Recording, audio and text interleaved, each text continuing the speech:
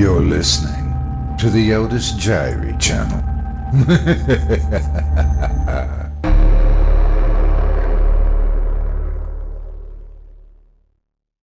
The Awakening by Dave Stancliff. Performed by Otis Jiry. Leaders, scientists, and citizens alike turned out on the spacious grounds of the capital of Luna Astra to see the awakening. Ever since the Earthship was discovered, cruising aimlessly near the moons of Janus, the scientists of Otis Jiry had been studying its sleeping occupants. They ascertained they were from another solar system and a planet called Earth. They were scheduled to be awakened today. The ship's navigation system were crude compared to their technology, but they found a weapons system that was unknown to them, a series of laser cannons that far exceeded the impact and distance of their own weapons systems. The discovery caused great debate among the scientists and leaders of Otis Jiry. To some, the weapons system signaled a warlike race that was more interested in conquering than visiting. Others suggested there might be even more things they could learn from the sleeping occupants in the clear pods, filled with fluids that kept their bodies inside alive. After studying the life support system that kept the 25 crew members incubated in a suspended state, the scientists won out, and it was decided to let the ship's inhabitants live. They also decided to let the ship's internal alarm system wake the occupants up rather than interrupting their slumber and possibly causing a problem. A team of scholars were assigned to the ship, Columbus, which was docked at the Otis Jiry International Landing Station in Luna Astra, to study the computers which held copious amounts of information about mankind. Throughout history, mankind lashed out like an angry and spoiled infant, making war and living in luxury among defeated foes, building great monuments to civilizations that disappeared in the chaos that swirled around the entire world's history. There were times of peace when great inventors and geniuses flourished. Earthlings were builders and destroyers. They ate other species on their planet, but also kept some for pets.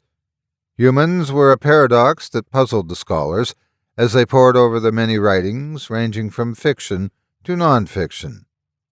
Today was the day.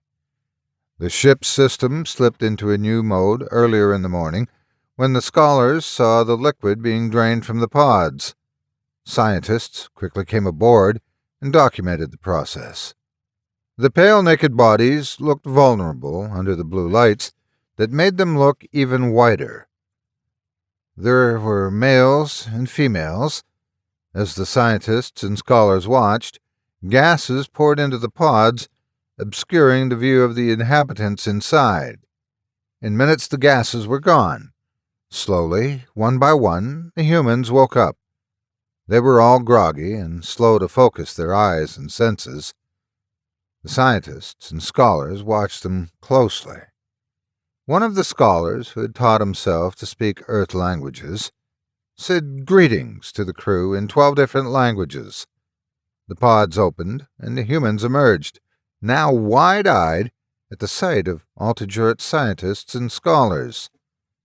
One of the human males said, "We come in peace," in English. The newly bilingual scholar, Vess, answered in kind, "Welcome." As the Earthlings dressed in blue uniforms, Vess called the waiting Security Council outside and informed them they were all ready to leave the ship. A ripple went through the crowd as word got out. When the stairs extended from the Earthship, the crowd pressed forward to get a better look. Vess came out first.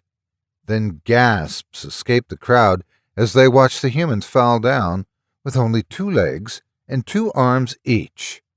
What a novel sight! The Earthlings didn't look complete, unlike the inhabitants of Otis Jiry, who had 4 legs and 4 arms each. Children laughed at the sight, and the adults smiled. These Earthlings didn't look so terrible at all. As a matter of fact, maybe because They were half the size of the Altajuretians. The Earthlings looked like frail children. There was nothing threatening about them at all. The crowd exhaled and broke up after watching 2 hours of ceremonies involving the leaders of Altajuret and the crew of the Columbus. Day 2. Aboard the Columbus. The crew gathered around Captain Marty Delwar, who had a map laid out in front of him. He pointed to sections of the map with a silver telescoping pointer, emphasizing a spot with a couple of taps. "Sergeant, I need you and 6 others to cover the main building while we make our assault on the nearby transmission towers. The object is to take out their communications, at least the ones we know of, before they have time to organize a resistance," Captain Delwar explained. The crew of the Columbus armed themselves with laser guns. The crew were all Special Forces members from 4 countries on Earth, highly skilled and very professional.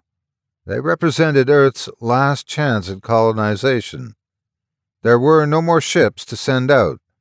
The Columbus was a collaboration of many nations, utilizing the last of their technologies in hopes of escaping a dying planet. Outside the ship, Vess was sitting in a room in front of a row of monitors, along with the head of the Security Council, watching the Earthlings via the hidden spyware they planted. They listened to the captain speak. Vess sighed. He argued, more than anyone, that there might be hope for mankind. It looked like he was wrong. "Do what you have to do," Vess said with a touch of sadness.